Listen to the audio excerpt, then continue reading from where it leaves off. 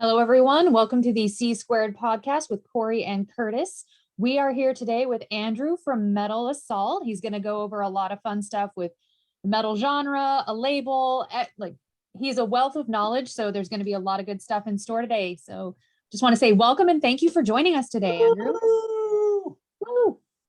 Oh, yeah. Good to be here. Thank you for having me. Andrew, just to start, can you kind of go over like who you are, what you do, a brief resume of you as a label, journalist, jack of all trades, roadie man, blah, blah, into a small, concise statement? Yeah, so I moved to the US in 2007 originally, and I started Metal Assault as a blog in 2010. And for the first 5 years, it was like prolifically a blog where I was attending a lot of shows and reviewing and interviewing bands. And I mean, I've attended more shows than I guess most people on earth would attend in their lifetime, I guess. But so that's what I was doing at that time. And it was building my audience like show by show, band by band. And I think just the articles that were or reviews and interviews that were well done were getting shared by the bands also. So that was also like turning their fans onto my site. So I did that for quite a while, but I think while being in LA and doing that, it just kind of got to a point where a lot of those tours were coming through again and again, as you will pretty well know that, I mean, aside from what we're dealing with right now in terms of the world we live in, like in a normal world, a lot of the established bands, they come through town like many times, and it's like they're touring at least once or twice a year. So I think it was kind of getting a little bit repetitive for me in that sense. I didn't want to go down that road where I'm just covering a few bands all the time over and over again. So I wanted to go more into the underground and local scene, and I started doing more of that. So at that point, I knew that like the website is not going to get to that level where it was going to be like super mainstream, or it was going to sustain in terms of like being my livelihood financially. So I was always trying to think of other ways to kind of branch out. So then the opportunity came along to start touring with bands, and I did that quite a lot between 2014 and 16, where literally I was on a 2 month tour, and then I would come back for at most a month, where I would stay somewhere temporary in LA and then go back out again. So I did that and gained a lot of experience. And during that time, I was still running the blog, but it was more like tour blogs at that point, where I was writing from the road and also still doing some of the other content like reviews and interviews of other bands. And then I started like promoting my own shows in LA from 2017 onwards, because by that point it reached a time where I was like, okay, the touring has to kind of take a little break because it was too much. I needed to also have a home base. So I started promoting my own shows in LA, and that picked up pretty well. I've done shows in a lot of venues around LA as well. And then, well, with the pandemic, what happened was the Metal Assault Records label was started in 2018, but I didn't really have anything else that I could do during the pandemic. Like at least I could pick up with the label, and so that has become the center point right as of right now. But of course, I'll still want to book and promote shows when it's possible again. And as of recently, I've separated the metalassault.com from the Metal Assault Records website. Like I made a new site for the label. So I still want to do the metalassault.com the way it originally was known as, because there's a lot of stuff there, and I still need to restore the archives, which is a lot that I need to go through. So that's, I mean, yeah, in a brief summary, that's that's all I've done so far.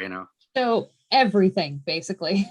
Yeah. So, I mean, at the bottom of my heart, I always kind of feel on a philosophical level that the more perspective you have of anything, the more knowledge you gain. So I think at this point, I have different perspectives of the music industry from every capacity. So I think that's definitely something that's helping me in many ways. One thing before Corrine says anything, I do want to also point out one thing you forgot. You are also the manager of Old Blood, are you not? I am, yes. So, Okay. the management thing is not something I'm like advertising that much per se, Fair. because I think that's the only band that I'm going to be managing, especially now that they're also on the label. I'm Yeah. not like trying to pick up more like bands under that in that capacity. I mean, in essence, all the bands on the label are kind of being managed by me in that Fair. sense, anyway. So yeah. Fair. Okay. Just wanted to point that out. Sorry, Yeah. Corrine. Yeah. Oh no, you're totally fine. But since the label is like your main focus right now, I guess my first question just has to do with that. When bands are reaching out to you, because I'm sure you get a bunch, how is the best way to get your attention? Like just from right before you even start digging into who they are and what they do and all of that stuff that would make you want to sign them. How do they get your attention at first? What really sticks out to you? Yeah, that's a good question to start with. I think compared to maybe most other people who are running labels or who are in on my side of the fence, so to speak, I'm more open and willing to like communicate with people and like read their messages and respond to them.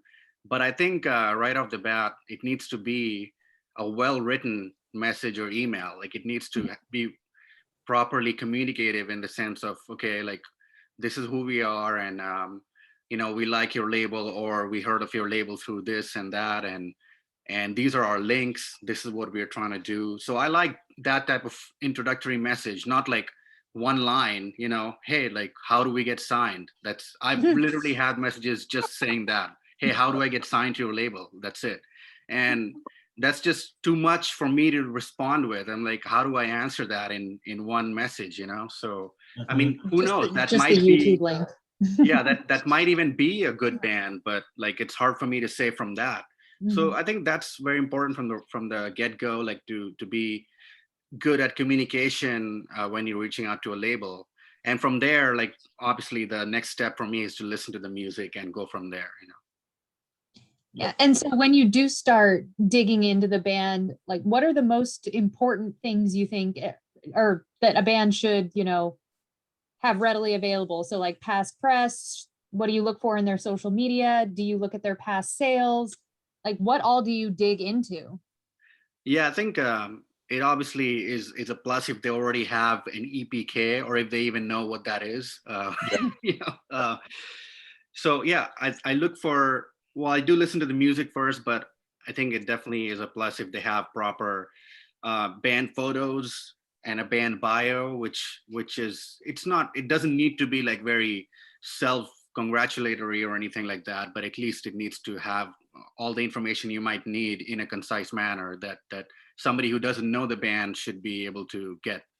I need, yeah, those things. And any press coverage is definitely a plus, but it's not a must in my case, because I'm also working with a lot of really new bands, so they might not have any history, and I'm trying to create that history for them, or working together with them.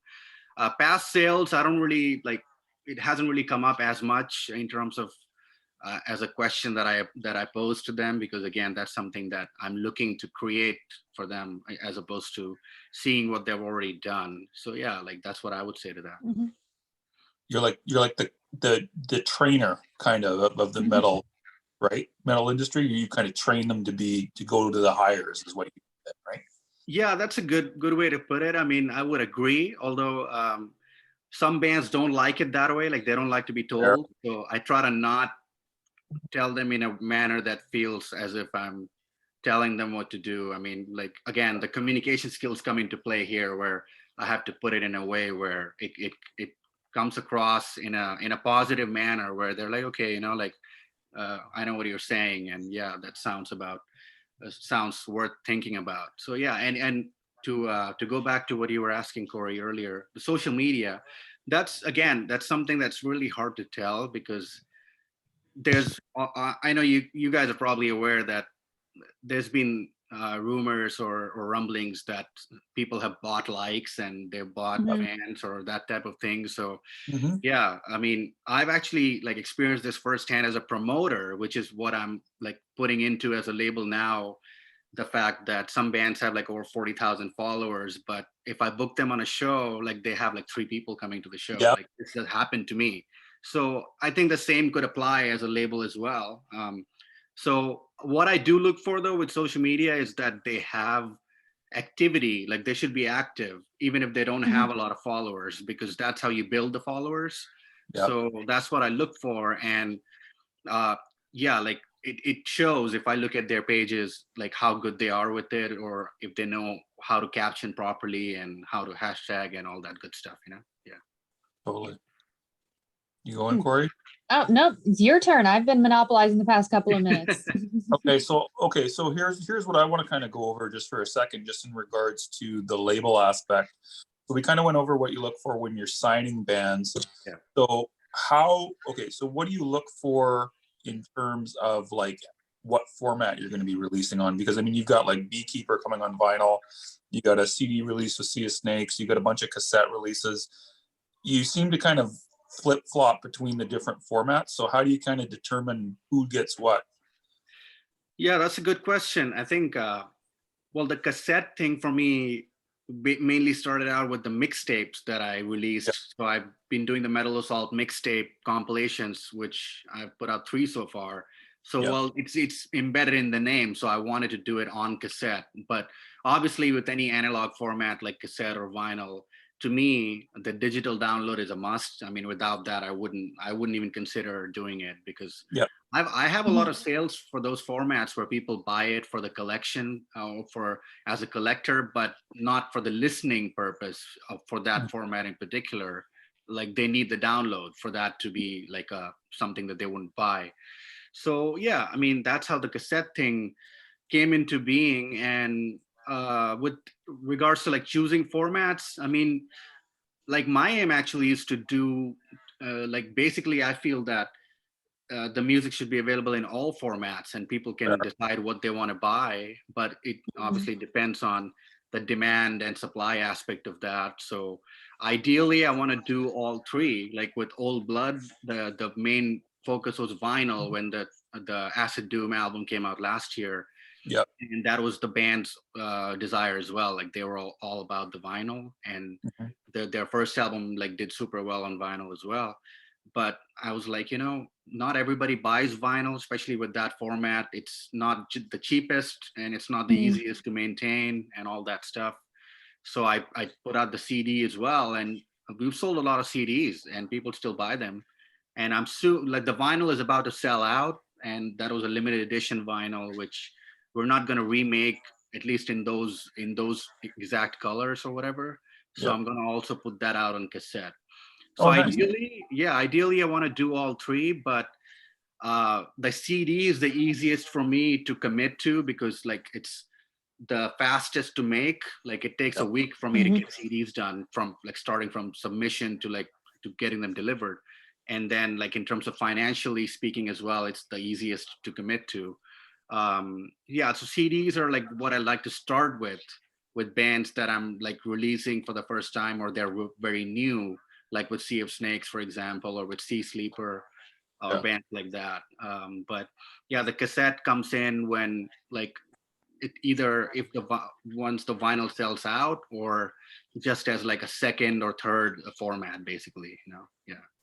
Fair enough. So you kind of briefly touched on this, but what type of deals does Metal Assault offer? Yeah, that's another good question. I guess it's good to ask it now as opposed to maybe like a few months ago because with the label, I mean, I'm putting all my time into this. Like, Yeah. well, from day one of Metal Assault, I haven't had like another job. Like this has been my thing. So that's what I'm doing with the label. So things have been moving fast. So in terms of deals, I've actually like evolved quickly from what I was initially offering in 2018. So now the type of deals I'm offering are basically um, like that the label pays for all the product related to the release, and that could also include like non-music items as well, like not just music but also like merchandise.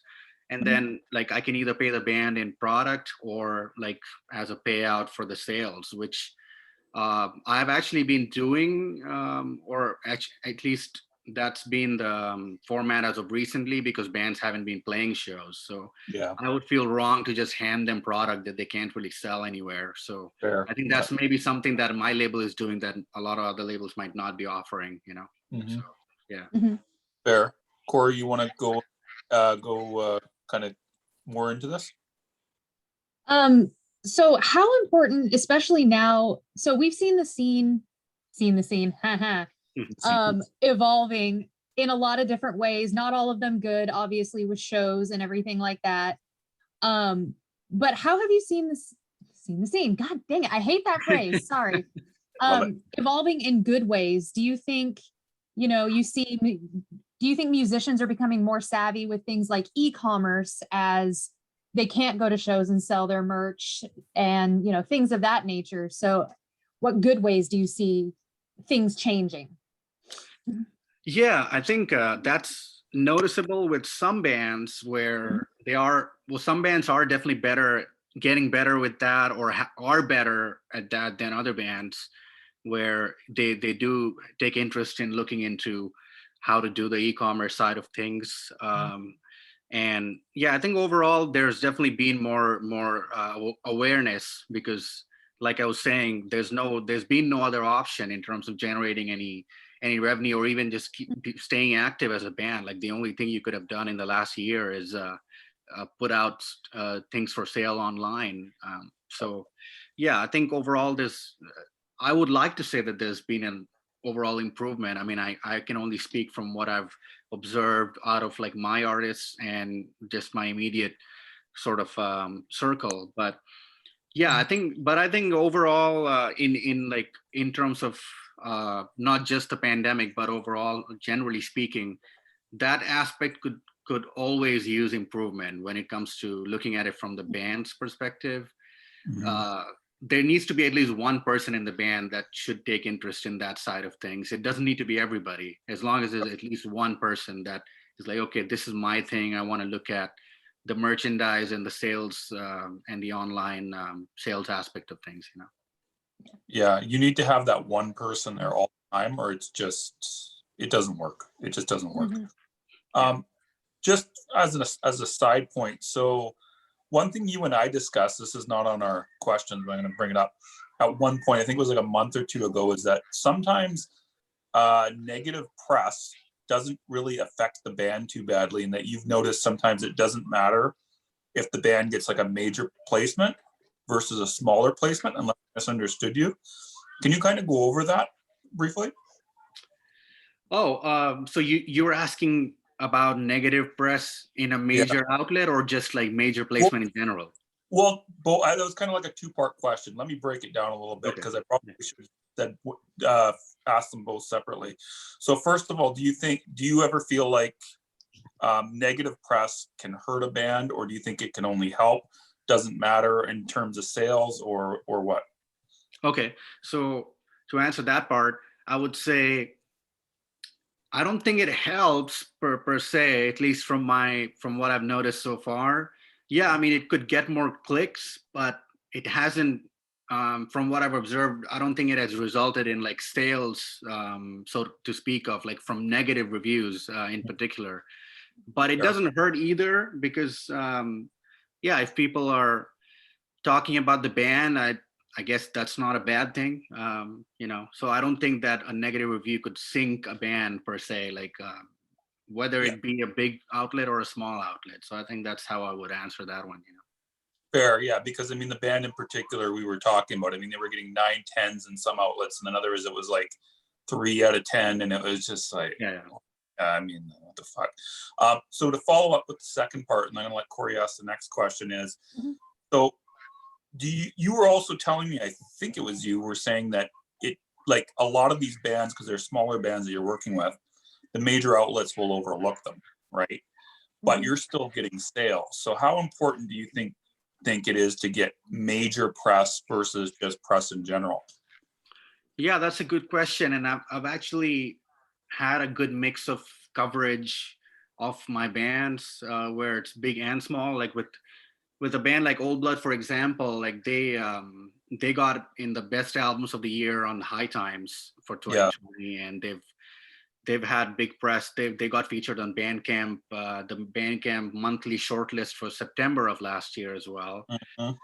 Um, yeah, so I think my favorite like plug for them was on the Bandcamp thing, because that's directly our sales platform. So that was generating a lot of sales, because it's like they embedded the album right there when they were talking about it. Boom, here you go. Like if you like what you're reading, you can buy it right here. So I think Mhm. that's an exception in terms of like major outlets helping sales. But other than that, no. I mean, I don't think the major press really helps in any direct sales.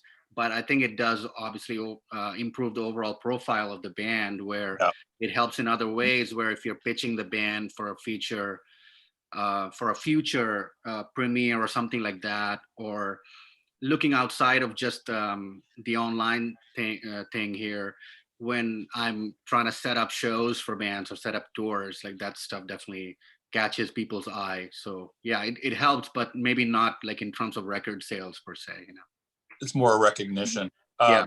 Hopefully Corey's not screeching her head off about that, since he works for Metal No, Injection. no, honestly, I mean, even though I work for a major publication, I understand that my writing is probably not leading to a whole bunch of sales. Yeah.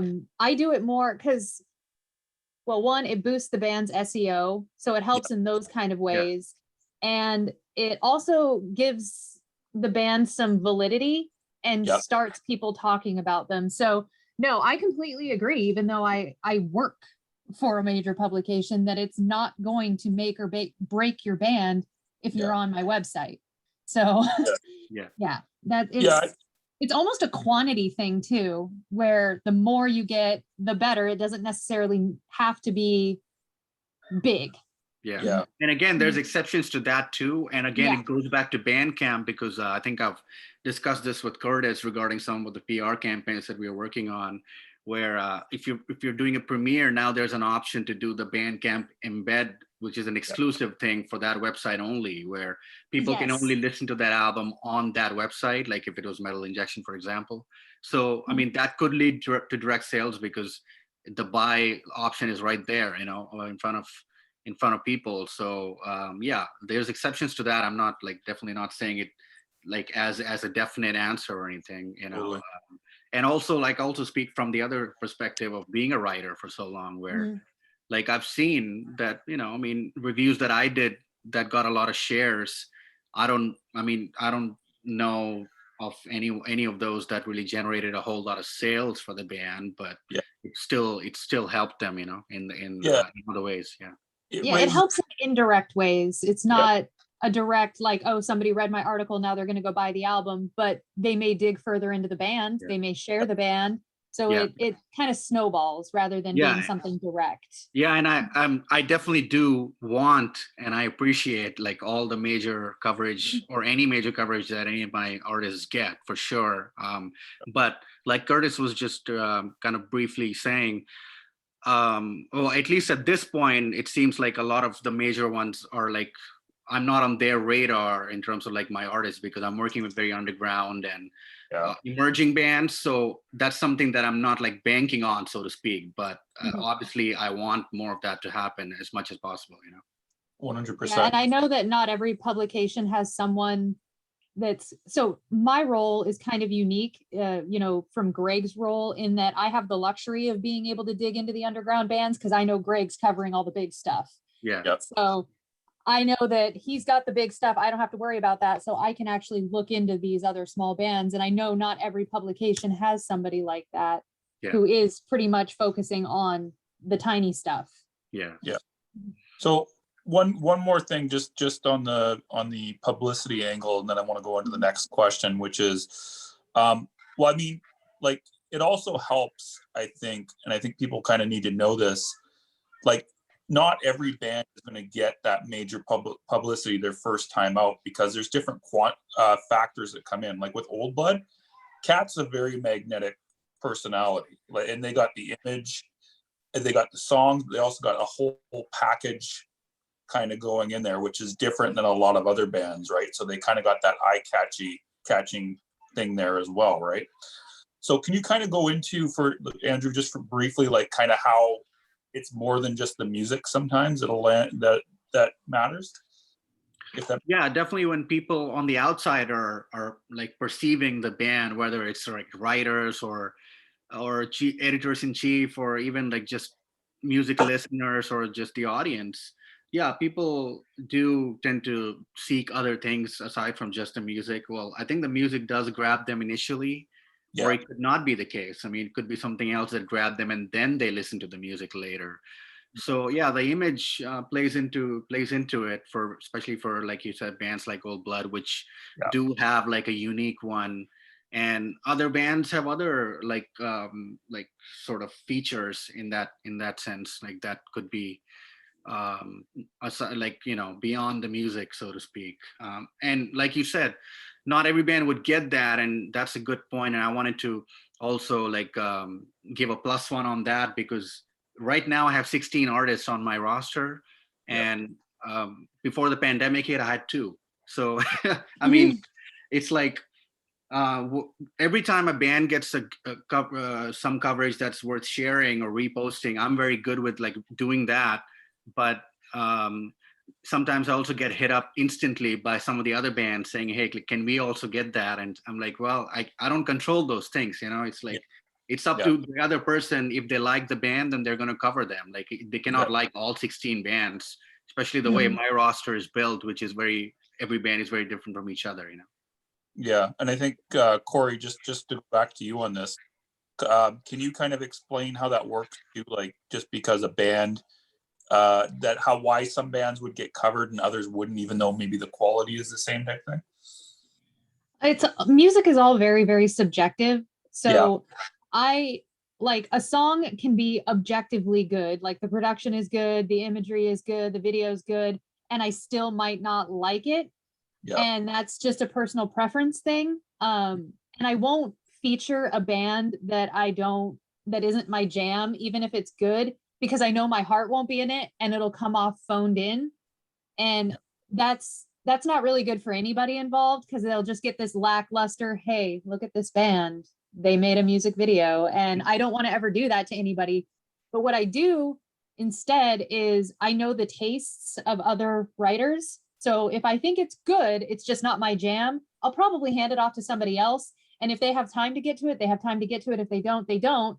But I still try with the ones that I know have put out something that's quality, that maybe is just not my thing. Like yeah. Fair. I'm not a big stoner rock fan.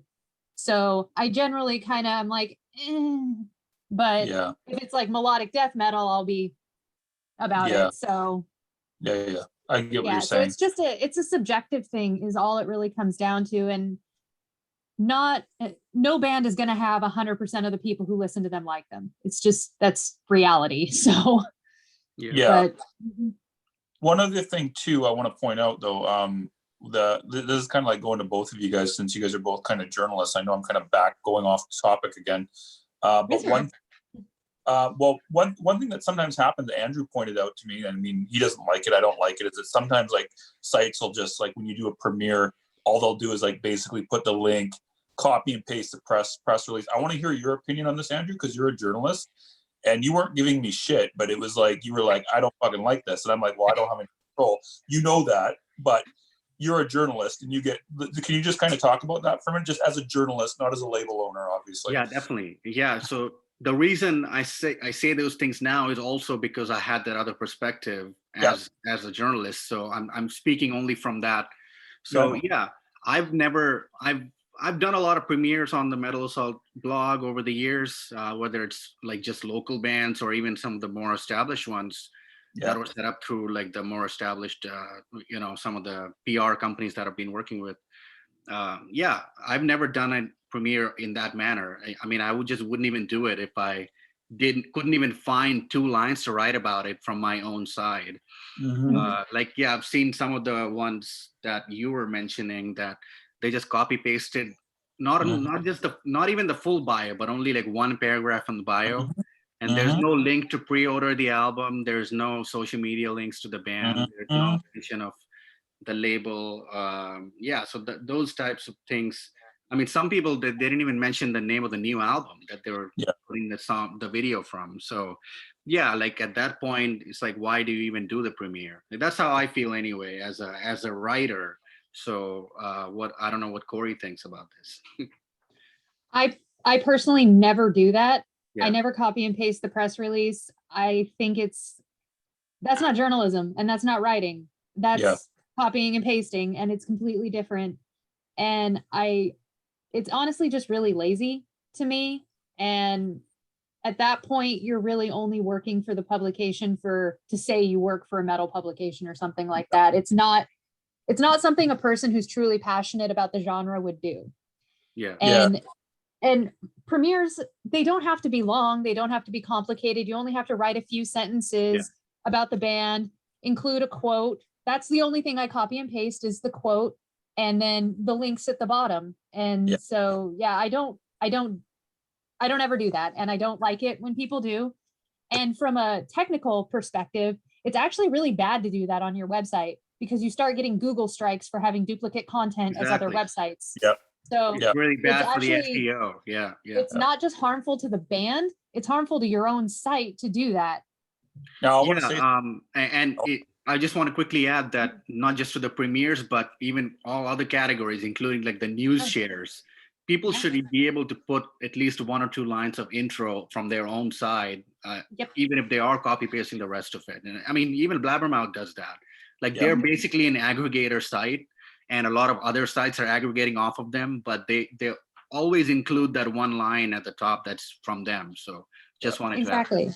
Yeah, definitely. And it's I don't like it. Technically it's a bad thing to do. It just if I'm going to take the time to premiere somebody, I'm going to take the time to premiere them, not copy and paste something somebody sent me. I want to point out something from the PR perspective. I don't like it either, but there's a very limited amount of sites that will actually do original content. Very limited, like extremely limited. I'm not going to name names or anything like that at this point in time, but there's maybe out of sites that actually do an original write-up, there's probably Metal Injection, Metal Sucks, Doomed and Stoned, The Obelisk, and honestly, that's pretty much it. Oh, Ghost Cult will do it. So there's about 5 sites, and if I can't get any of those 5 sites, I'm basically fucked with what I got. So I just, from the PR perspective, I just have to say that from my end, if I strike out at those 5, Decibel too, so 6. If I strike out at those 6 publications, I got to go do with what I got. So it's better than nothing. I was speaking from the writing perspective, not the PR perspective. So when it wants to kill me sometimes when he sees these things, when I have one of his bands and it's like the fucking press release and he's like angrily messaging me, the fuck? And I'm like, I'm doing what I can. But okay, so back to you as Metal Assault, the label, if we can swing back. Are you done with the journalism side, Andrew? Or was there anything you wanted to say? No, I think, I mean, if you had anything else to ask, but other than that, no, I'm done with it. Yeah. Okay. Well, actually, one more thing. So, what do you think is actually makes a quality premiere other than what you said? Like, I mean, like, okay, so like in an ideal world, like you get like one of your bands gets a premiere, not necessarily at Metal Injection. I'm just going to say, because Cori's sitting here at a site, what would you actually say from a label's viewpoint would be an ideal write-up for a premiere? I think an ideal writer would just basically be something that sells the band on to whoever's reading it. Like they make the person click on the video or the song or whatever is getting premiered and consider like spending money on it. Like I think that's the bottom line there. I mean, however they achieve that is depending on the way they write the premiere, and it just needs to be a very organic, like well-written thing, like for that to happen. I think that's probably, like you said, very selective in terms of how many people do it, but that's what it will take, I think. And I just realized there's actually 8 blogs because we forgot about Metal Assault. So 8. Well, I mean, I'm trying to be more of a blog, but yeah. So Cori, do you have anything you want to add about premiere before I move on? No, I think we've covered it pretty well. Just please, people, try to write, even if you just reword the press release, it's not that hard. Yeah. Get a thesaurus and find some synonyms. Jeez. I agree. Okay, so now moving back on to Andrew with Metal Assault. So next question was, so someone starting their own label. So what kind of expenses should they expect when they're initially starting up? Like this is all this is the a good value. one. I did look into your notes here because this is something I was like, okay, I need to make sure I'm not forgetting anything or misleading, putting out any misleading info. Cool. So I'm just gonna like tell you based on what it is right now. I mean, expenses could grow as the label grows, but so as of right now, I pay Bandcamp fees, which because I have a Bandcamp label account.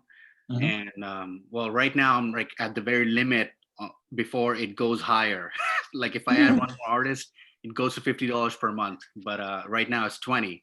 Cool. And then I pay Shopify fees because I started the new website, which has the new web store that's synced in with Facebook and Instagram shops and all that good stuff.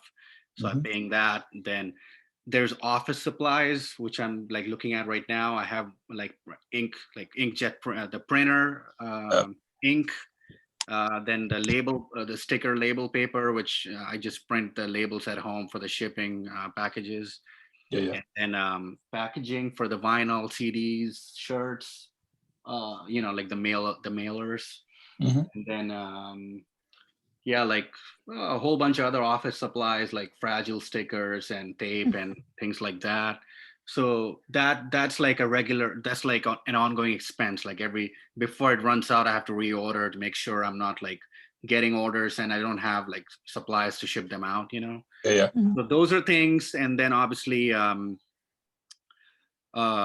what else I'm thinking of here, yeah, like you pay transaction fee or on every transaction, and all that type of stuff comes into it. And then there's DistroKid fees, which is for the digital distribution platform.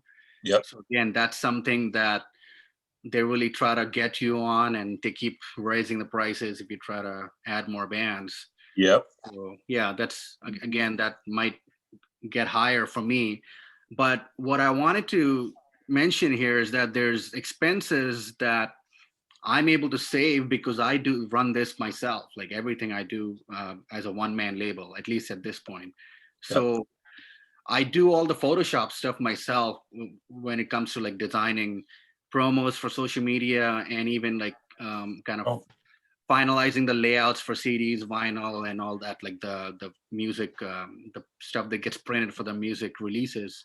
And nice. then yeah, and so that's something that other labels who don't have, people who don't have that skill might have to pay other people to do.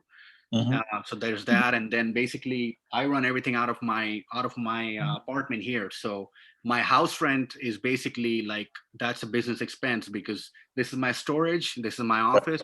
So that those are again expenses that you would have to incur if you're not doing it in the same manner, Yep. So yeah, so there's two aspects of that. There's expenses that everybody pays, and then there's other things that you could like kind of work around if you do things in your own manner.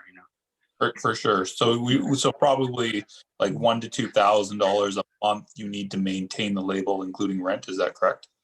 Yeah, that Oh, sounds about right. Yeah. cool. Okay, so and then what do you need for a startup cost? Would you say, like when you initially begin, roughly? Yeah, I mean that's hard to answer. I guess it just depends on how big you want to start. Like I didn't really want to start like big because the label wasn't even the center point at when I started it. It was going to be a branch of Metal Assault to go along with the promotions, which was the center point.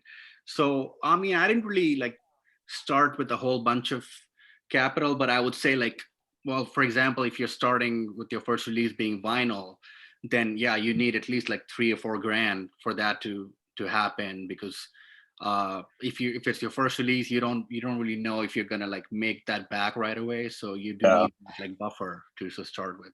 Yeah, I wouldn't recommend doing vinyl for your first release. Yeah. I'm going through vinyl right now with a band that I'm working with, and it is extremely expensive, especially if you don't have the volume to support any kind of price breaks.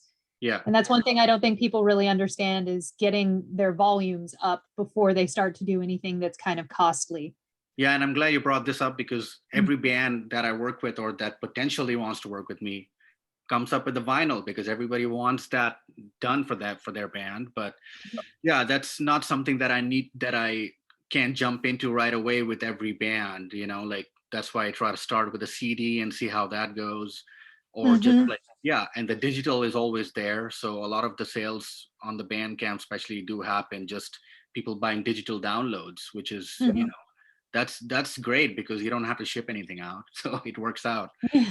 Yeah, so the vinyl is Nice and definitely inexpensive. the vinyl is definitely a very challenging format in many ways. And I think, well, ultimately, like if I'm being honest right now, that would probably be my like ultimate dream at this point is to have my own like vinyl pressing plant because Nice. That would I be. realize that those people are at the top of the food chain. Like they get paid before anybody else gets paid. And that's a Yeah. fact. Yeah. Mhm. 100%. Okay, Andrew, we're starting to run out of time. Yeah. Have any more questions you want to ask Andrew before we wrap up? No, I think we've covered a lot for the day, and Yeah. obviously we'll probably want to have you back to cover even more. So Yeah. yeah, Cool. we've given everybody a lot of information to digest. I do. So do you have anything else you want to say before we end off, Andrew? Yeah, just wanted to say that the label is at a very busy and active phase right now. So there's a lot for people to check out and dig into. And there's bands of all different styles. So I would be very shocked if somebody goes on there and doesn't find absolutely anything that they don't like. So I would just say go to metalassaultrecords.com or metalassault.bandcamp.com. And then there's the social media, which I mean, I would say with confidence, it's easy to find. I mean, it Yeah. shows up like pretty easily, like at Metal Assault on Instagram and then at Metal Assault LA on Facebook and Twitter and on Cool. YouTube. So yeah. In particular, by the bands I'm working with, which are Sea Sleeper, Beekeeper, and Sea of Snakes. Hell All yeah. right. Party on, Corey. Party on, Curtis. Party on, Andrew. Party on. Thanks, guys. Yeah.